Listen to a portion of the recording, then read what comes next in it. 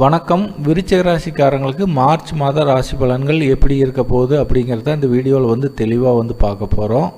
விருச்சிக ராசி கால புருஷ தத்துவத்தின் அடிப்படையில் பார்க்கும்போது 8வது ராசி, மர்மமான விஷயங்களை குறிக்கக்கூடிய ஒரு ராசி. சரி, உங்கள் ராசி அதிபதின்னு சொல்லக்கூடிய செவ்வாய் பகவானை பற்றி சில முக்கியமான விஷயங்களை நீங்கள் கண்டிப்பாக தெரிஞ்சுக்கணும். செவ்வாய் தான் சகோதர காரகன் அப்படின்னு சொல்லக்கூடியவர். ஆணுக்கும் சரி பெண்ணுக்கும் சரி அந்த உடன் பிறந்த அந்த இரத்த உறவுகளை குறிக்கக்கூடியவர் தான் செவ்வாய். அதுக்கப்புறம் பெண்களுக்கு கணவரை குறிக்கக்கூடிய ஒரு கிரகம் தான் செவ்வாய். ஈஸியாக ஒரு பெண்ணுடைய ஜாதகத்தை பார்த்தா தெரிஞ்சுக்கலாம். செவ்வாய் ஏதாவது குரு பார்வையில் இல்லை சுக்கரனுடைய இணைவு, சுக்கரனுடைய பார்வையில் சிறப்பாக இருந்தார் அப்படின்னா நல்ல கணவராக வருவார். அதே செவ்வாய் எங்காவது ராகு, கேது, சனி இவங்களுடைய டச்சப்பில் பலகீனமான ஒரு அமைப்பில் இருந்தார் அப்படின்னா கணவர் ஒரு மோசமான கேரக்டராக இருப்பார். இது எல்லாமே ஜாதகத்தை பார்த்தா தெளிவாக தெரிஞ்சுக்கலாம். அதுக்கப்புறம் பூமிக்காரகன் சொல்லக்கூடியவர், இரத்த காரகன் சொல்லக்கூடியவர் செவ்வாய் தான். அப்புறம் தைரியத்துக்கு அதிபதி, வீரியத்துக்கு அதிபதி, கோபத்துக்கு அதிபதியும் செவ்வாய் தான். செவ்வாய் எங்காவது பாவகிரகங்களோட இருந்ததுன்னா பயங்கரமாக கோபப்படுவாங்க. பாதுகாப்பு அப்படின்னாலே செவ்வாய் தான். அந்த யூனிஃபார்ம் போட்டு பாதுகாப்பில் இருக்கிறவங்க எல்லாமே செவ்வாய் தான். செக்யூரிட்டியாக இருக்கிறது, போலீஸாக இருக்கிறது, இராணுவத்தில் வேலை பார்க்குறது, அப்புறம் உடம்பை கிழித்து மருத்துவம் பார்க்குற மருத்துவரும் செவ்வாய் தான். விபத்தினால் வரக்கூடிய நோய்கள் அனைத்துக்குமே செவ்வாய் தான். செவ்வாய் நல்ல சுபகிரகங்களுடைய தொடர்பில் நல்லா இருந்தார் அப்படின்னா எந்த ஒரு விபத்துமே வராது.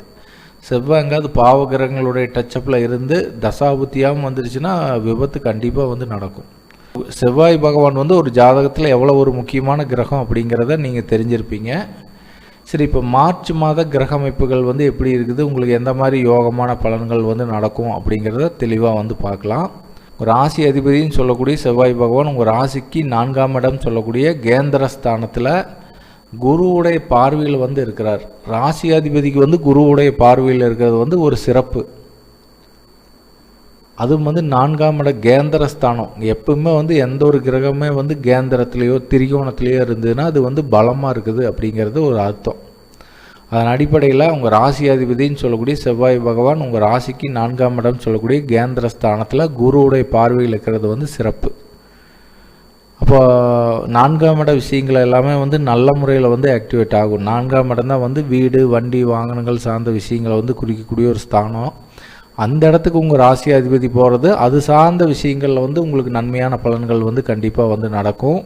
அப்புறம் கல்வி ஸ்தானம் சொல்லக்கூடியது 4ஆம் இடம் தான். அப்படிங்கும்போது ஏன்னா 4ஆம் இடத்துல அதிக கிரகங்கள், கிட்டத்தட்ட 4 கிரகங்கள் 4ஆம் இடம் சொல்லக்கூடிய கேந்திரஸ்தானத்தில் இருக்கிறது நல்ல ஒரு அதிர்ஷ்டத்தை கொடுக்கக்கூடிய ஒரு அமைப்பு தான்.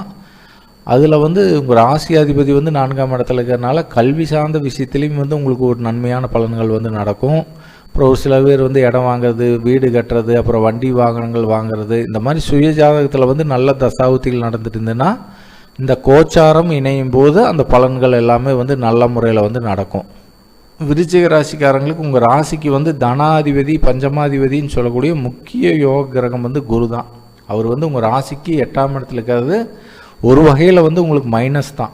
எந்த கிரகம் 8ஆம் இடத்துக்கு போகக்கூடாது. ஆனால் தனாதிபதினு சொல்லக்கூடிய கிரகம் மட்டும் 8ஆம் இடத்துக்கு போகலாம்.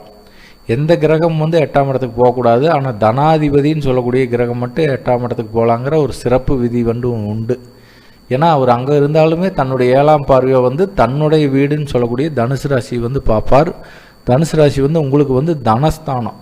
அப்போ பொருளாதார வரவுகள் உங்களுக்கு எந்த ஒரு தங்கு தடைகளும் இல்லாமல் கிடச்சிட்டு தான் இருக்கும். அன்றாடம் வரக்கூடிய வருமானங்கள் உங்களுக்கு சிறப்பாக கிடச்சிட்டு தான் இருக்கும். அதில் எந்த ஒரு மாற்று கருத்தும் இல்லை. அதுக்கப்புறம் உங்கள் ராசிக்கு 3ஆம் அதிபதி, 4ஆம் அதிபதினு சொல்லக்கூடிய சனி பகவான் உங்கள் ராசிக்கு 5ஆம் இடம் சொல்லக்கூடிய திரிகோணத்தில் இருக்கிறது சிறப்பு தான். அதுவும் சுக்கரன் கூட இணைகிறார். இது ஒரு வகையில் ஒரு அதிர்ஷ்டத்துக்கு உண்டான ஒரு அமைப்பு தான். ஏன்னா 3ஆம் அதிபதி, 4ஆம் அதிபதினு சொல்லக்கூடிய சனி பகவான் உங்கள் ராசிக்கு 5ஆம் இடத்துல சுபகிரகன் சொல்லக்கூடிய சுக்கர பகவான் கூட இணைஞ்சிருக்கிறது ஒரு வகையில் ஒரு அதிர்ஷ்டத்தை கொடுக்கக்கூடிய ஒரு அமைப்பு தான். அப்போ 3ஆம் இட விஷயங்கள், 4ஆம் இட விஷயங்கள் எல்லாமே உங்களுக்கு நன்மையான பலன்கள் நடக்கும். இளைய சகோதர சகோதரிகள் இருந்தாங்கன்னா அவங்க மூலிமா ஏதாவது ஒரு ஆதாயம், ஒரு சப்போர்ட்டு இதெல்லாமே இந்த மார்ச் மாதத்தில் கிடைக்கிறதுக்குண்டான ஒரு வாய்ப்பு உண்டு. அதுக்கப்புறம் உங்கள் ராசிக்கு 7ஆம் அதிபதின்னு சொல்லக்கூடிய சுக்கிர பகவான் உங்கள் ராசிக்கு 5ஆம் இடத்துல உச்ச பலம் வந்து அடைஞ்சிருக்கிறார். இப்போ 7ஆம் அதிபதி வந்து பலமாகும்போது திருமணம் சார்ந்த விஷயங்களில் வந்து உங்களுக்கு நன்மையான பலன்கள் வந்து கண்டிப்பாக வந்து நடக்கும்.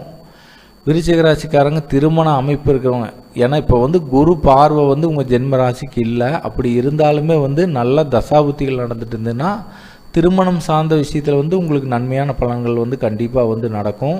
நீண்ட நாளாக வந்து வரன் பார்த்துட்டு இருக்கிற விருச்சிக ராசிக்காரங்களுக்கு இந்த மார்ச் மாதத்தில் வந்து ஒரு நல்ல ரிசல்ட்டை கொடுக்கறதுக்கு உண்டான ஒரு அமைப்பு வந்து உண்டு.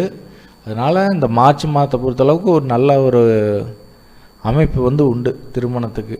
அப்புறம் 7ஆம் அதிபதி வந்து 5ஆம் இடத்துல இருக்கிறதுனால ஒரு சில பேர் வந்து காதல் வந்து பண்ணிகிட்டு இருக்கிற விருச்சிக ராசிக்காரங்களுக்கு அந்த காதல் வந்து பெற்றோர்களுக்கு தெரிஞ்சு திருமணம் வரைக்கும் போகிறதுக்கு உண்டான ஒரு அமைப்பு எல்லாமே வந்து சிறப்பாக வந்து உண்டு. 7ஆம் அதிபதி வந்து 5க்கு போகிறது வந்து காதல் சம்மந்தப்பட்ட விஷயங்களில் வந்து ஒரு பாசிட்டிவான பலனை வந்து கொடுக்கும். விருச்சிக ராசிக்காரங்கள் தொழில் ஸ்தானாதிபதினு சொல்லக்கூடிய 10ஆம் அதிபதினு சொல்லக்கூடிய சூரிய பகவான் உங்கள் ராசிக்கு 4ஆம் இடம் சொல்லக்கூடிய கேந்திர ஸ்தானத்தில் அமர்ந்து தன்னுடைய 7ஆம் பார்வையாக வந்து 10ஆம் வீட்டையே வந்து பார்வை செய்வார். 10ஆம் அதிபதி வந்து 10ஆம் வீட்டை வந்து பார்வை செய்கிறதுனால தொழில் சார்ந்த விஷயங்களில் வந்து உங்களுக்கு நன்மையான பலன்கள் வந்து கண்டிப்பாக வந்து நடக்கும். உங்களுக்கு மேல் அதிகாரிகளுடைய சப்போர்ட் வந்து கண்டிப்பாக வந்து கிடைக்கும். எந்த ஒரு கிரகமே வந்து தன்னுடைய வீட்டை தானே பார்த்துன்னா அது பலம் அடைஞ்சிரும். அதன் அடிப்படையில் உங்கள் ராசிக்கு 4ஆம் இடத்துல சூரியன் அமர்ந்து தன்னுடைய 7ஆம் பார்வையாக வந்து 10ஆம் வீட்டையே பார்வை செய்கிறது வந்து சிறப்பு. அதுக்கப்புறம் வந்து லாபாதிபதினு சொல்லக்கூடிய புத பகவான் அவரும் வந்து கேந்திர ஸ்தானத்தில் தான் இருக்கிறார். அப்படிங்கும்போது மார்ச் மாதத்தை பொறுத்தளவுக்கு உங்களுக்கு பெரிய அளவில் வந்து விரயங்கள் இருக்காது. நிறைய சேவிங்ஸ் பண்ணுறதுக்கு உண்டான ஒரு அமைப்பு தான் வந்து அதிகமாக வந்து உண்டு.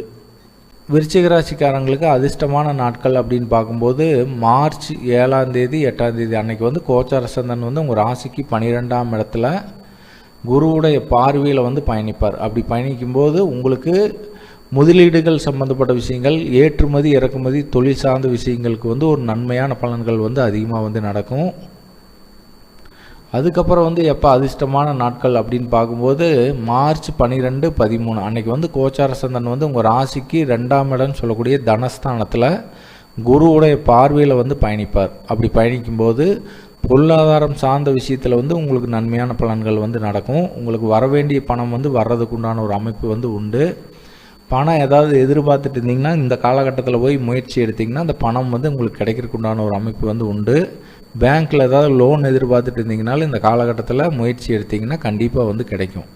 அதுக்கப்புறம் வந்து விருச்சிக ராசிக்காரங்க கவனமாக இருக்க வேண்டிய சந்திராஷ்டம நாள் வந்து எப்போ வருது அப்படின்னா மார்ச் 25, 26 அன்றைக்கி வந்து கோச்சார சந்திரன் வந்து உங்கள் ராசிக்கு 8ஆம் இடம் சொல்லக்கூடிய மார்ச் 25, 26 அன்றைக்கி வந்து கோச்சார சந்திரன் வந்து உங்கள் ராசிக்கு 8ஆம் இடம் சொல்லக்கூடிய மிதுன ராசியில் வந்து பயணிப்பார். அப்படி பயணிக்கும் போது உங்களுக்கு வந்து சந்திராஷ்டிரம் வந்து ஏற்படும்.